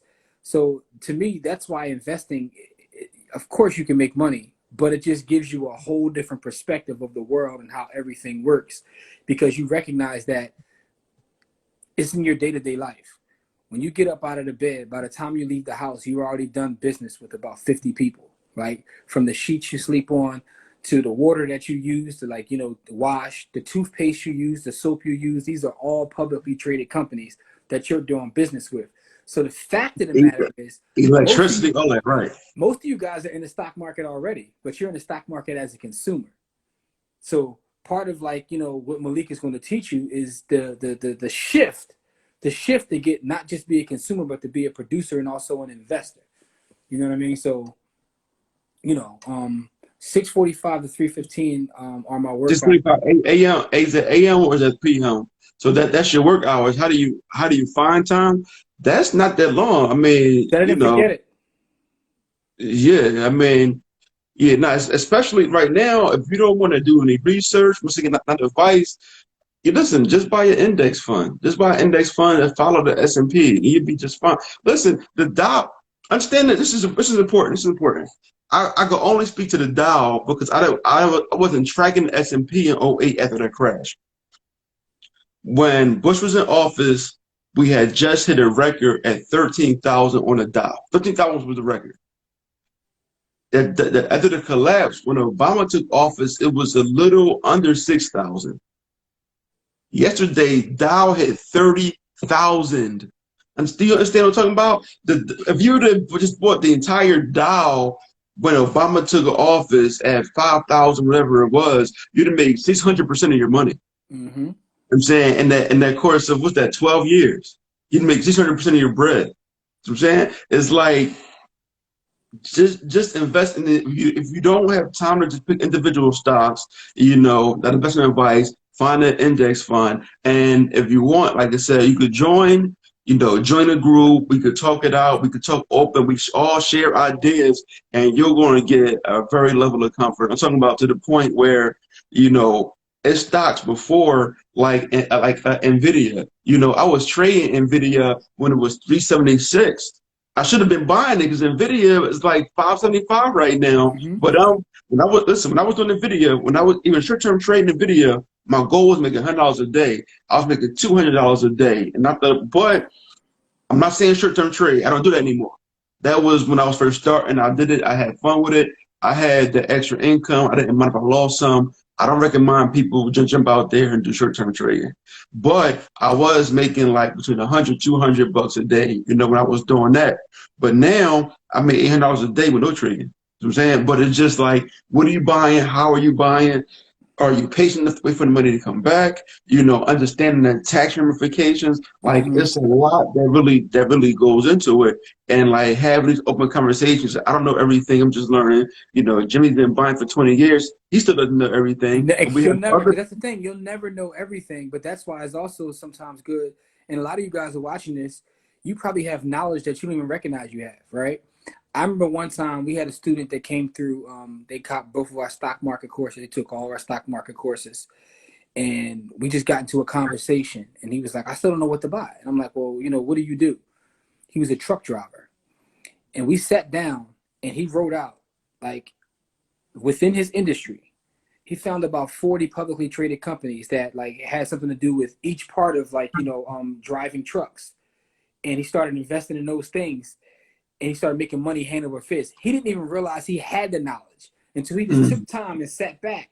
Because, a lot of times you look at the truck, but we don't recognize all the different parts that like help it move, whether that's the company that makes the tires or the engines or a specific car. He was telling me about specific car parts that you can only get from this company that go into this specific truck. And I'm like, well, look into it. Come to find out, he had all of this knowledge and didn't recognize he had the knowledge. And that's what I'm saying. Like, you may have a job, and you may know a lot about your job, which can actually help you as an investor. It might be, right. You never know. But and even listen, people always say, "Oh, buy what you use." I think that's crap. But the one thing I will say is this: name one person in your circle that doesn't use Square or Venmo. Those companies are owned by Cash App and Venmo. Those companies are owned by Square and PayPal. Yeah. And look at the money they're making right now, and the restaurants are closed. What's going to happen when the restaurants open back up? I think Square is going to go bananas when they go restaurants open back up. Yeah. I mean, I don't know. But here's what I'll say: I don't tell people to buy what they. I tell them to start from there in terms of research, because sure. that gives you a way to like just do a little bit of research, because it might be a good company or it might be completely trash, right? If you wear Nikes, a good place to start is to look up Nike, see how much what they're making, see what kind of debt they're having. But a lot of that stuff you'll learn within the course, right? You'll learn all that. So make sure you guys text Fearless. Look at the pin number and text that, because Malik's going to put this together. I'll be a part of it. We got our stock market courses. We got our precious metals course. So, you guys can reach out to me anytime at Buy the Hood and, check out what we got going on. As a matter of fact, we got a podcast that it's 12 o'clock, almost 1 o'clock. One just dropped. Damn, 1 o'clock? Yeah, see, that's what happened. We get on here and start talking money, man. That's what happens. But if you go back 1 week, Malik was on our podcast 1 week ago. So, yeah, man, let's get off here. It's almost 1 o'clock. But see, every time we start talking money, this is every time. I'm supposed to be in bed. My wife like mad at me. But I will say this. I'm really cussed out. So, I will say this, though. It's important that, once again, the workshop, whatever we're doing, is just to help people get their financial house in order, making sure you got your life insurance, making sure your credit is where it should be, making sure you at least understand what the stock market is to get you ready, to get your mindset ready to when it's time to make that shift, that you don't have to get ready later on. We want to make sure that you're there right now and begin to work towards it. And that's all free. There's no charge for the webinar. There's no charge for that stuff. We just want to bring people, we're going to do all that because why not? But there is an investment for the actual course. I mean, one, it takes time to put it together. It takes time to market it. You got to get it to the masses. I mean, there's money involved. So we got to make some money, back at it. But for the most part, with the webinar, all information, it's 100% free. We drop in, you're going to hear a lot of what you heard here tonight, but we're just going to supercharge. It'll be so much more information. And it frustrates me when people don't execute. I don't want to spend time, I don't spend hours in the pouring into you guys and you don't execute. If you sitting out there, I'm going to be pissed. If y'all die on life insurance, I'm going to be mad. And I'm not buying a fish platter. Yo, the last thing I want to say is this though. We do have a Black Friday. I think we both got Black Friday sales going on. So anything that you both of our stock market courses as well as our precious metals course, they all are $50, right? Not total, but each one is $50. And the real price on those is that's like close to $400 to buy all three of them. But you can get all three right now for $150, or just whatever one you want for $50. By using the coupon code Black Friday. So I just want to put that out there, man. But yo, thanks for bringing me on, Malik, man. This has been fun talking to the people. Yeah, it was fun, man. Next time we're gonna argue about autonomous vehicles next time, man. Hey, listen, man. Look, the only thing we're gonna argue about is I'm from 64th or 65th. I'm not from 65th. That's it. But listen, everybody, listen. I appreciate you guys for staying on with me 1 in the morning. Thanks for that. Like I said, don't forget to text the number, and we out of here. See you next week. Y'all. Peace.